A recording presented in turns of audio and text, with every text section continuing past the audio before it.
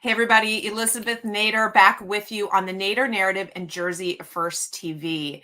Today we are talking about the tax code and philanthropy. Sound boring? Not boring, not boring. It affects your life. So I really want you to start to understand how the giving nature of America affects everything. You know, we are known as the most giving country, generous country in the world. We really are. We give more money to philanthropy opportunities, to faith organizations, to organizations outside of our country. We are the generous nation, and that's great. But what's happening with that generous spirit, and how is it rooted in actually the laws that Congress passed? Have you ever thought about the connection? And what does that mean to you? How does it affect things like volunteering and people's desire to pass on wealth to their family, and how that impacts different organizations? There's so much about this that's important to understand. And while our country is in a fight over so many things, one thing you may not realize is that with the new election in 24, there may be changes ahead, even more changes with the tax code, which will affect giving and estates and so many things that really have an effect across our entire culture and country. So we're going to bring in an expert in this area because it's far reaching. Sandra Swirski, welcome to Jersey First TV. Thank you for spending time with us today. Thank you so much for having me. This is such an important topic. It is an important topic, and you are coming to us from DC. I see that beautiful background there. And, you know, just so that our viewers understand, you've got a long resume. You have been on Capitol Hill a long time talking about this and other issues, well experienced in governmental relations. You have your own, of course, women-owned government relations firm, which I love. And so many things that you do. One of them, of course, the Philanthropy Editorial Board of Trust. You're serving on as a member on that. Sandra, this topic is important to you. Why? Yeah, this topic is important to me because both from a personal level, because our family has a deep-rooted faith in charity and philanthropy, but it's also important from a professional perspective. So many of our clients are business leaders and have been involved in very successful businesses. And as they've transitioned through those businesses and through the chapters in their lives, most of them end up thinking about philanthropy, thinking about their legacy as business owners, as leaders of their community. And so increasingly, we are spending a lot of time helping these folks figure out their legacy, and finding that Congress is sometimes generous and sometimes inadvertently stymieing some of these most generous people. And so that's why it's both personally and then professionally really important. Really important. Now, I said in the beginning that, you know, the United States, our country, is well known to be generous, and we really do have that reputation as a people. That's been encouraged with our tax code in the past. Why should that matter to people, that the United States is a generous nation, and why should people care that we be given the opportunity to continue to be that way? Yeah, so our country is different than any other country on the face of this earth. And having philanthropy as one of our first principles as a country has really helped to shape why we are unique, why we are so different. Philanthropy and giving to charity and community efforts and helping your neighbors, part of how we were founded. Yeah. And it's what makes America unique and different. Yeah, it really does. And it's interesting if you look at it from either a faith-based standpoint, because there certainly is the Christian Judeo values that founded our country, that you could look at those and say, you know, there's generosity sort of built into that and an idea that you give back. But even if you go away from the faith-based view of it and you look at what our laws have been, it's encouraged people to give and to be generous. So we actually have tax write-offs to that end. And anybody can take advantage of that. So while we're going to talk a little bit about estates and philanthropy at the higher level, let's talk about just the everyday person in this country and how they can benefit not just from a, let's say, spiritual standpoint of being generous, right? But how they benefit from the tax code as it relates to giving.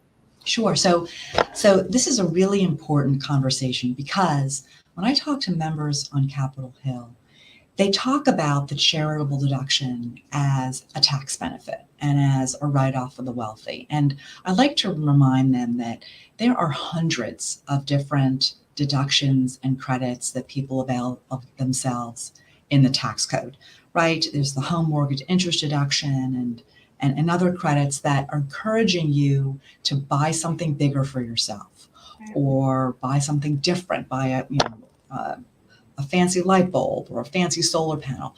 The charitable deduction is the only provision in the tax code that is encouraging you to give away something. It is not at all encouraging you to buy something bigger or better or shinier for yourself. It's encouraging you to give away your income. So it really is incredibly different.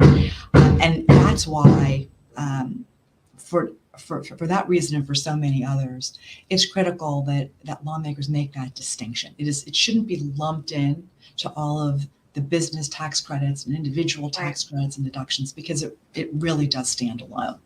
I love the way you say that. It's about giving, not about buying or not about enriching yourself with something. It's about giving. And we know what that does when you have a generous spirit. We know that that's rooted in gratitude and how it can change your life. But the very tax code has encouraged it for everyone.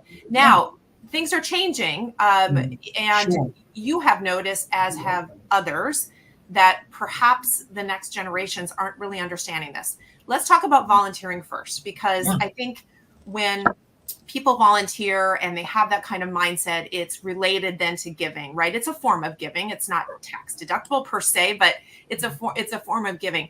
So volunteering in itself is on the decline. And I have to tell you, Sandra, I have noticed since, just watching my father in action in the Rotaries and the Elks and all these clubs, those clubs are declining. That's a form of volunteering and giving back. So first of all, what's happening? Why is volunteering not really as popular as it used to be? Yeah, that's a really astute observation. Both volunteering and giving of resources are down. There's been about a 10-year steady decline every year over year in the decline of volunteering and in giving to charity. And folks way smarter than I am are trying to figure out why that's happening now.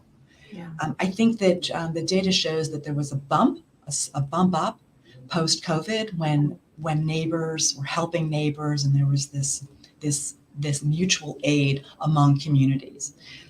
But that does not change the trend, which is downward. And Congress is starting to really take a look at this and try to address what's the root cause and how can we turn it around. But it is the fraying. Some have suggested it is the fraying of our neighborhoods. Yeah. Some have suggested that there's lots of books written. Bowling alone is one of them. The spirit of generosity is declining. We don't know our neighbors as well. We drive into our driveways, open our garages, drive in, close it, and that's the end of that. And so there are plenty of efforts within communities to try to roll that back, but it is having a knock-on effect to charitable giving, and which is very problematic because, as you know, charities are the experts in their communities' problems, solutions, needs. They're closest to the people. Our government tries to fix problems, but they're usual one-size-fits-all solutions, whereas the charities can really tailor the solutions and the aid and the need to what is happening in their community. And as we see not only generosity in decline, but giving to these important charities in decline, it really is a clarion call to this country to right that ship. Well, you bring up so many points there. I mean, it is rooted in the fabric of society. So if we are declining in terms of our connection to people, if the family unit is declining, if Children aren't being raised with those values. And the problem is that the issues that charities address still exist. The needs are still there. So if they're unable to fill those needs, and we have to start relying on the government to do so, you and I both know what that leads to, right? Which is bloated government. They don't do it as well. That's been proven time and time again, that private individuals and private institutions and faith-based institutions, all of them just are more efficient. And for the most part, they're just better at addressing these issues. So now we start to see, well, somebody's got to fill the gap. And so then it's now bloated government. So this in itself needs to be addressed. So point one to the audience, I think, is to take a personal inventory of your family, your children, those in your sphere of influence. And, is this a priority for you when you do your budgets, when you look at your finances? I've raised my kids to say the first 10% you give away. It's an interesting shift. So that's kind of the, let's say, psychological factors, right, of what's happening in our society.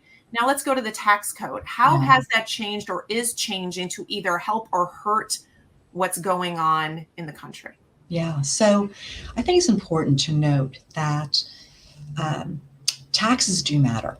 And when taxes are high, people have less in their pocket and less to give. And when taxes are lowered, they feel like they have the ability, the wherewithal to give more.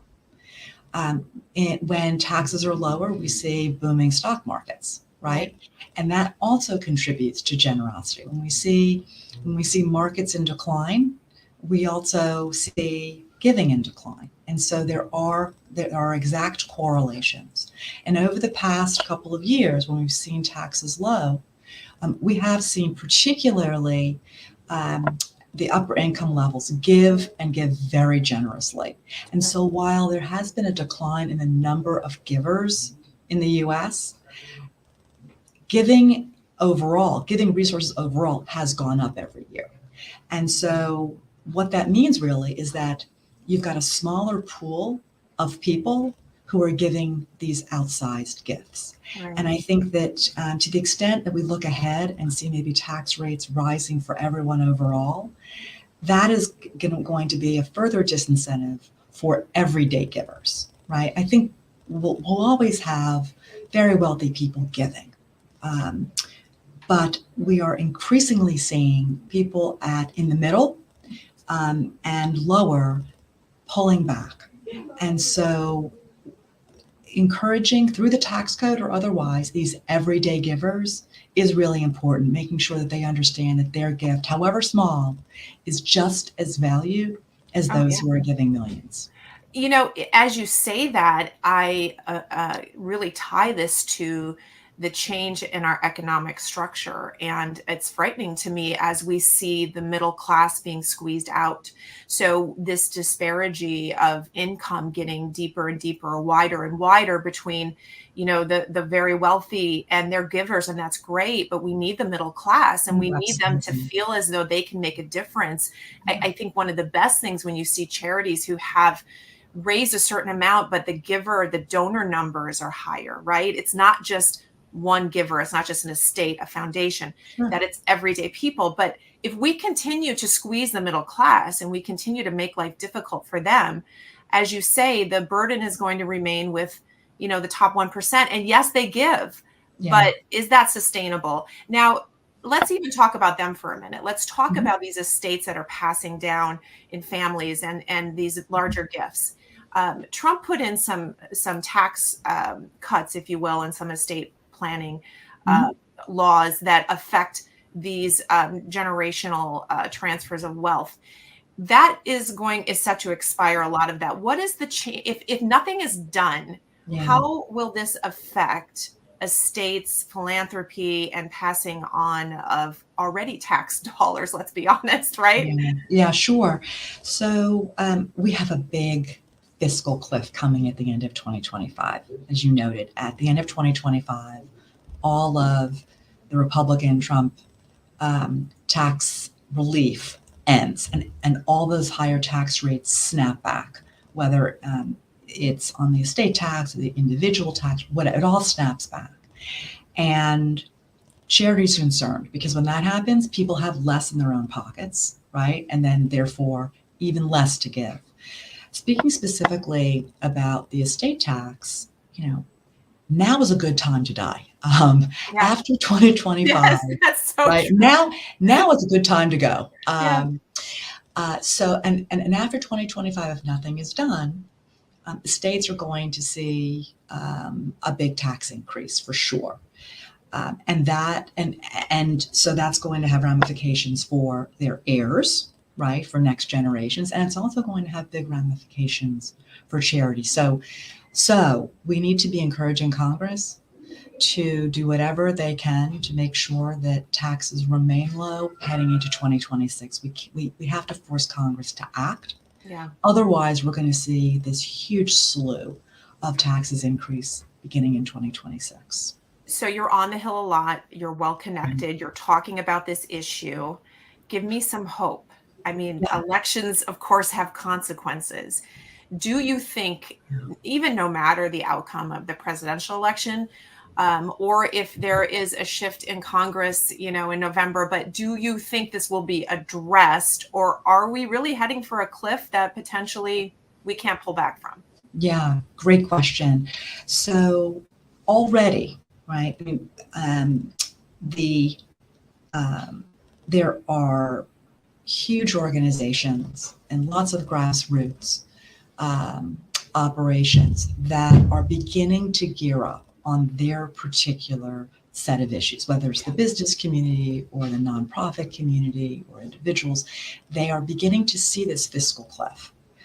And they are looking beyond the election and looking at this fiscal cliff, and they're starting to organize and collaborate and put into place a strategy to make sure members of Congress, Democrat or Republican, members of Congress understand that they're going to be held accountable in 2026 if nothing is done in 2025. And that often can move the needle.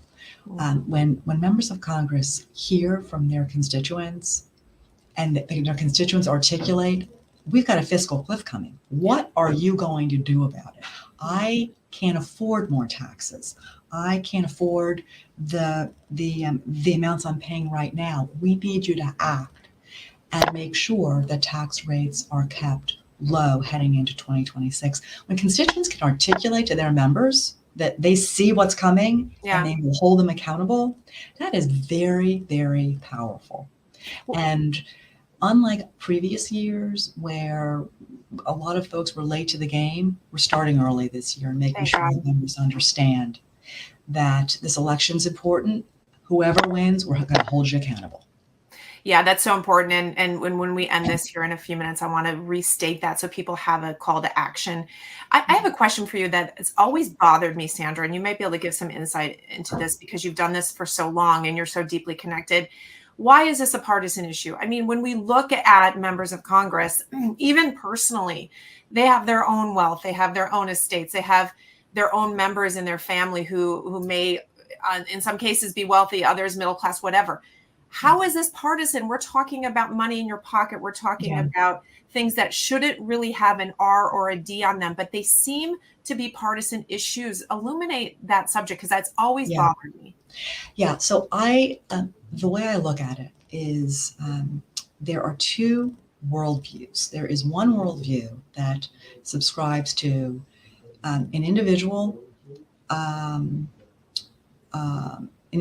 knows best how to make change and to address problems and solutions in their own community.